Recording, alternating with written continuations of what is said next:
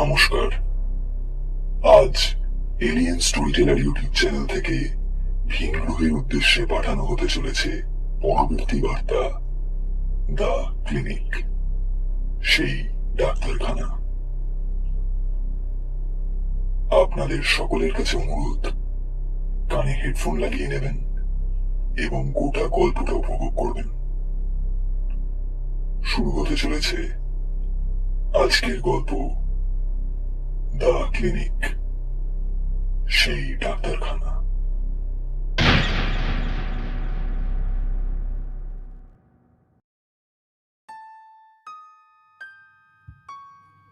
গলায় খুকখুকে কাশিটা নিয়েই ব্যালকনিতে দাঁড়িয়ে অদিতি ফোনে বান্ধবীর সাথে কথা বলছিল। যেদিন এই নতুন ফ্ল্যাটে তারা শিফট হয়েছে সেদিন থেকেই অসহ্য কাশিটা ছাড়ছেই না, লেগেই আছে। তারা বলতে অদিতি নিজে আর তার মেয়ে রুমকি। 6 বছর মাত্র বয়স। অদিতির স্বামী বাইরে থাকে, তাই মেয়েকে নিয়ে নতুন ফ্ল্যাটে শিফট হওয়া পর্যন্ত সবকিছুই তাকে একা হাতে সামলাতে হয়েছে। সেসব নিয়েই কথা হচ্ছিল বান্ধবীর সাথে। মেয়ে ভিতরের ঘরে বসে একটা খেলনা নিয়ে খেলছে, আর ঘরের কাজকর্ম করতে করতে তাকে সঙ্গ দিচ্ছে মুন্নি।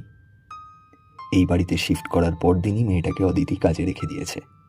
18-19 বছর বয়স, কাছাকাছিই থাকে, তাই কামাই করার সম্ভাবনাও কম। তাছাড়া তার মেয়ের সাথে ভালো জমেও গেছে। আর অদিতির মেয়েও বেশ শান্ত প্রকৃতির, তাকে সামলাতে সেরকম বেগ পেতে হয় না। তাই এবার আস্তে আস্তে ঘরদোর গুছিয়ে অদিতি সামনের সপ্তাহ থেকে নিজের কাজকর্ম শুরু করবে ভাবছিল। বান্ধবীকে এসব বলতে বলতেই হঠাৎ তার মনে পড়ে, এখানে শিফট হওয়ার দিন জানিস তো একটা ডাক্তারের চেম্বার দেখেছিলাম, পায়ে হাঁটা 5 মিনিটের রাস্তা। ভাবছি সেখানে আজ বিকালবেলা মেয়েকে নিয়ে একবার চেক আপ করিয়ে আসি। বান্ধবী ওপাশ থেকে ইতিবাচক কিছু একটা বলতে যেতেই রান্নাঘর থেকে সিটির আওয়াজ ভেসে আসে।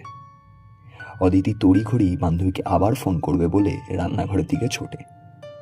তবে যাওয়ার পথে সে লক্ষ্যও করে না মুন্নি যেন কাজ বন্ধ করে তার ফোনের কথোপকথন শুনছিল। রান্নাঘর থেকে বেরোনো মাত্র মুন্নি অদিতিকে সেই নির্দিষ্ট ডাক্তারখানার কথা জিজ্ঞেস করে বলে, দিদি তুমি কি ওখানে সন্ধেবেলায় যাবে?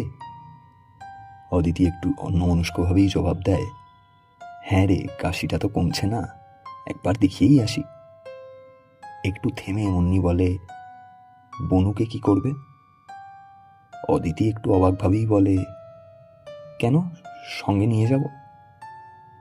শুনে মুন্নি কেমন যেন একটু দোনামোনা করে বলে, দিদি আমি না সন্ধ্যাবেলা অন্য বাড়ির কাজ একটু তাড়াতাড়ি সেরে চলে আসব, তুমি ওকে আমার কাছেই রেখে যেও। শোনা মাত্র বেশ খটকা লাগে অদিতির। সে জিজ্ঞেস করে, কেন রে, কি ব্যাপার? মুন্নি বলে, না দিদি, ও ছোট তো, তুমি না ওকে ওখানে নিয়ে যেও না। অদিতি বলে, কেন নিয়ে যাব না, কারণটা তো বল। মুন্নি থেমে থেমে বলে, আসলে দিদি আমরা তো লোকাল মানুষ, অনেক কিছুই শুনি জানি, কিন্তু গরিব মানুষ বড় মুখ করে তো বলতে পারি না। তবে জায়গাটা বাচ্চাদের জন্য খুব একটা ভালো না।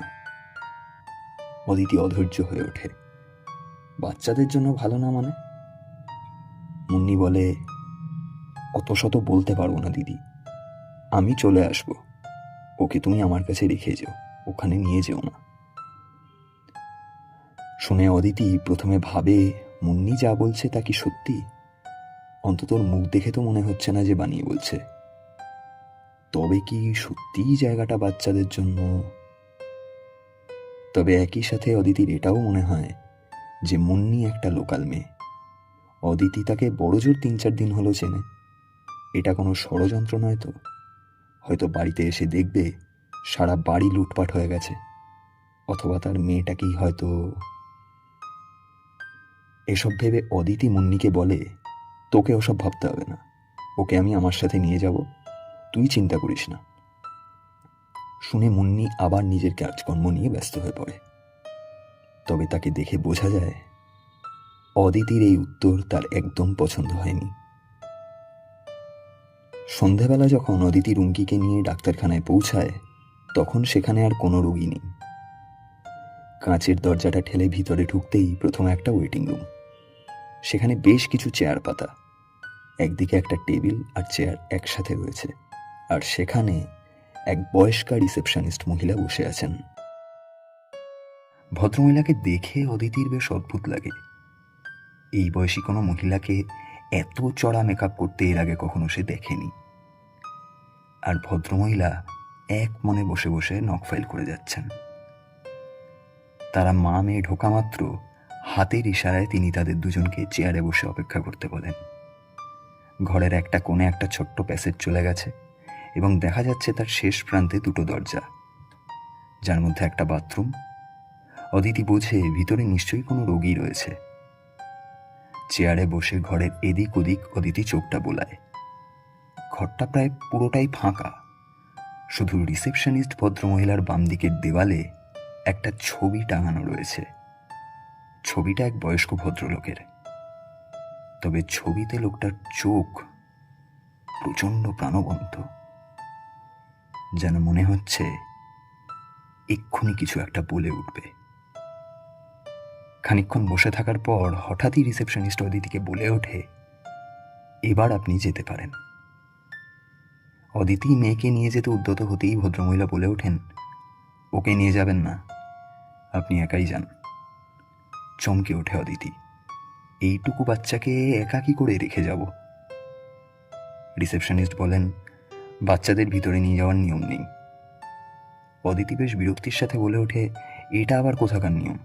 এত ছোট বাচ্চা সঙ্গে নিয়ে যাওয়া যাবে না? ভদ্রমহিলা কোনো উত্তর দেন না, এক মনে নখ ফাইল করে চলেন। অদিতি বোঝে এই রিসেপশনিস্টের সাথে কথা বাড়িয়ে বিশেষ লাভ নেই, তাই সে তৎক্ষণাৎ নিজের মেয়েকে চুপ করে সেখানে বসে থাকতে বলে। একই সঙ্গে সেটাও বলে যে সে এক্ষুনি চলে আসবে।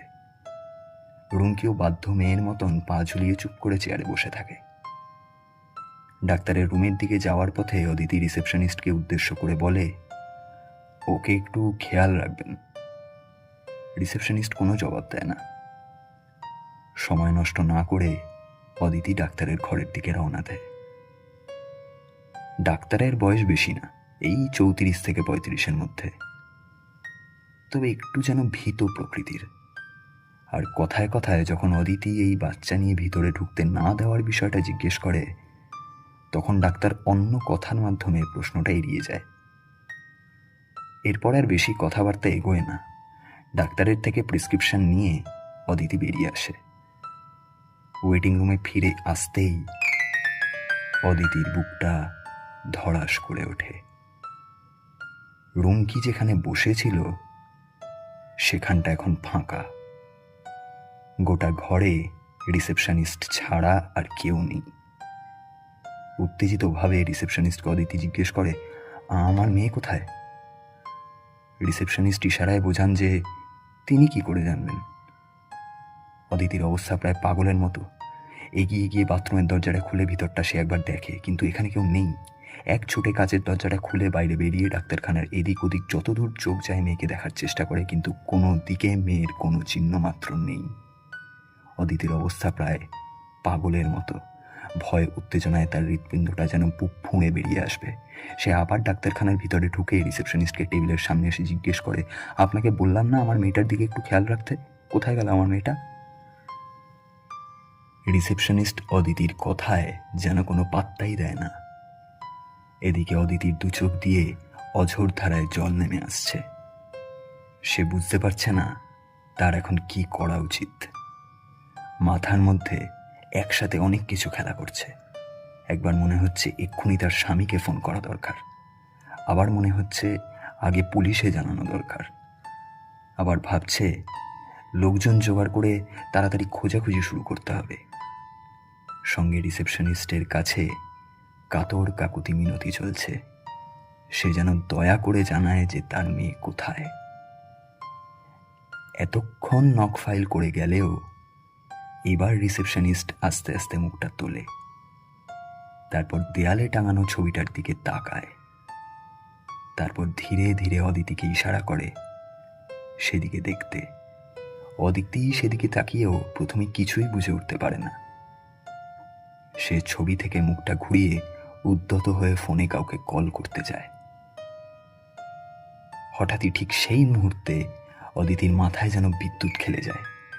ধীরে ধীরে ছবিটার দিকে অদিতি ঘোরে।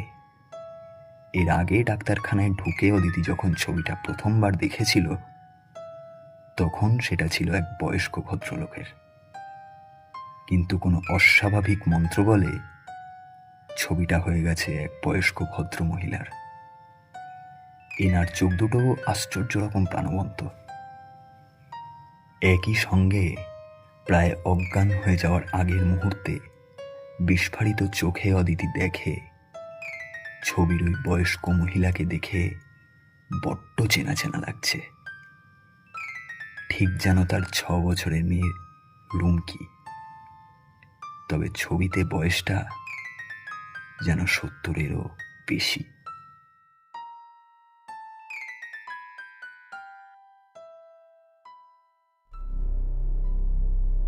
এতক্ষণ শুনছিলেন পৃথিবী থেকে ভিন গ্রহে পাঠানো দ্বিতীয় গল্প, দ্য ক্লিনিক, সেই ডাক্তারখানা। গল্পটা কেমন লাগলো তা কমেন্ট করে আমাদের জানাবেন। ভালো লেগে থাকলে লাইক ও সাবস্ক্রাইব করতে ভুলবেন না। সামনের সপ্তাহে পরের বার্তা আমার গ্রহে পাঠানোর সময় আবার এরকম কোনো অদ্ভুত অভিজ্ঞতা নিয়ে হাজির হব এখানে। ততদিন ভালো থাকবেন, সুস্থ থাকবেন।